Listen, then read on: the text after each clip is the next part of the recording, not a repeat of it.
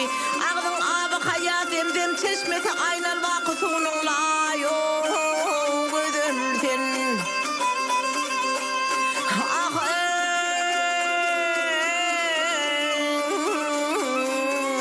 her kim güçlü bolsa ona pir dirler, dertli olun dermanı bir dirler. Ah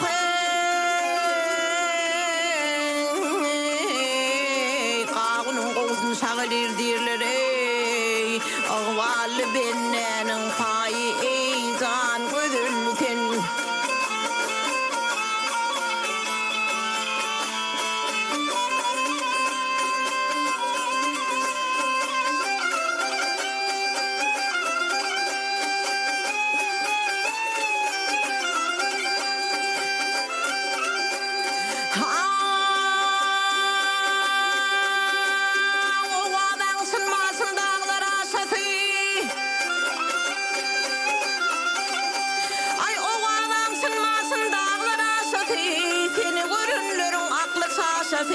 Hindistan'ın renkli kızıl meşesi fırayı çilimnin nayo gözülsen. Ah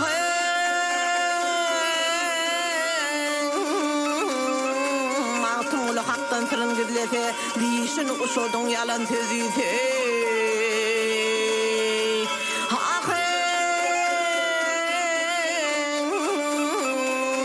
oğla ahirde iyem gözlüyse.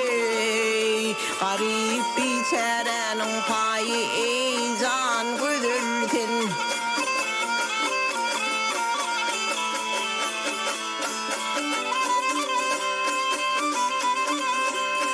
Garip biçarenin payı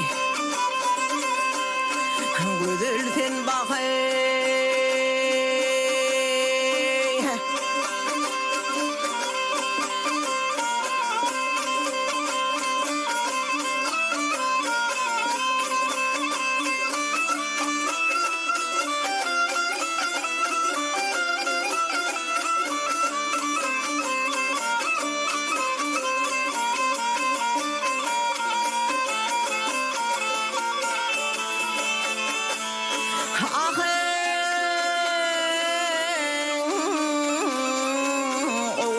Ahirde iyem gözlüyse.